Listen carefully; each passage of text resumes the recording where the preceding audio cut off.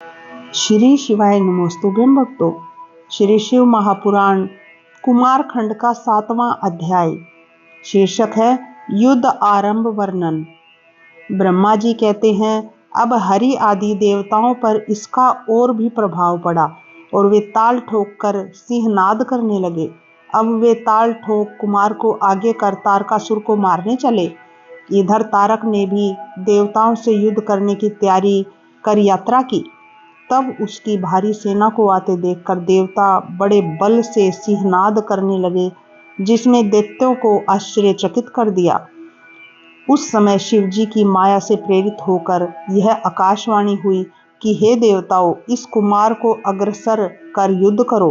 तुम लोग संग्राम में दैत्यों को जीत कर विजयी होगे। यह आकाशवाणी सुन देवता निर्भय हो गए। फिर तो वे सब देवता कुमार को अग्रसर कर पृथ्वी और सागर के संगम पर आए।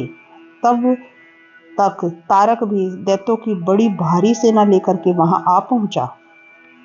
बादलों के समान रणदुंदुभी तथा और भी कर्कश बाजे बजने लगे। पृथ्वी को कंपित करने वाला देवताओं और तारक के साथ दैत्यों का युद्ध आरंभ हुआ। चरणों और जंघाओं और तारक के साथ दैत्यों का युद्ध आरंभ हुआ। चरणों और जंघाओं में प्रहार होने लगे। देवताओं की ओर से इंद्र कार्तिकेय कुमार को हाथी पर चढ़ा आगे हुए। उनके पीछे लोकपालों सहित देवताओं की बड़ी भारी सेना थी। तब तक कुमार इंद्र का हाथी छोड़कर एक दूसरे रतन जटित यान पर जा चढ़े। प्रचेता ने उन पर एक कांतिमान छत्र रखा, जिसमें चंद्रमा की सी किरणें निकल रही थी और जो बड़ा ही प्रभाव वाला था।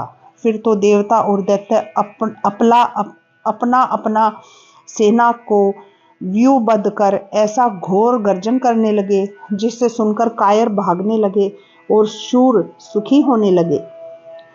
इसी समय दोनों पक्षों ने भयानक युद्ध आरंभ किया। क्षण मात्र में पृथ्वी रुंड मुंडों से व्याप्त हो गई।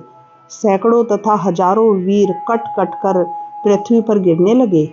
कमबंद नाचने लगे।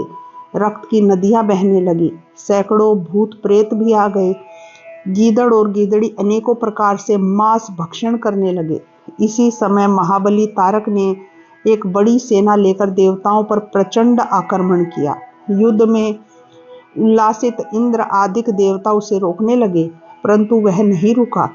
फलतः देवताओं ने अद्भुत पराक्रम कर दैत्य का नाशकारी बड़ा घोर युद्ध किया।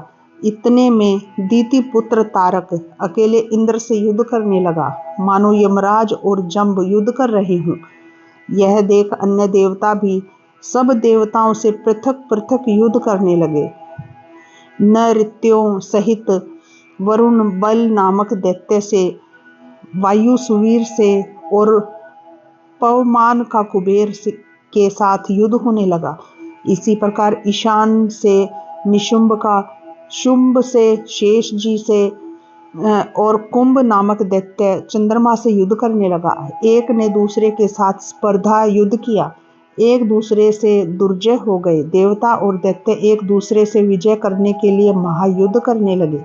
अनेकों असुर कट कर गिरने लगे। उनके नष्ट होने से वह युद्ध भूमि बड़ी ही भयानक और अगम्य हो गई। इसी प्रकार शिव महापुराण कुमार खंड का 7वां अध्याय समाप्त होता है। श्री शिवाय नमोस्तुभ्यं भक्तों।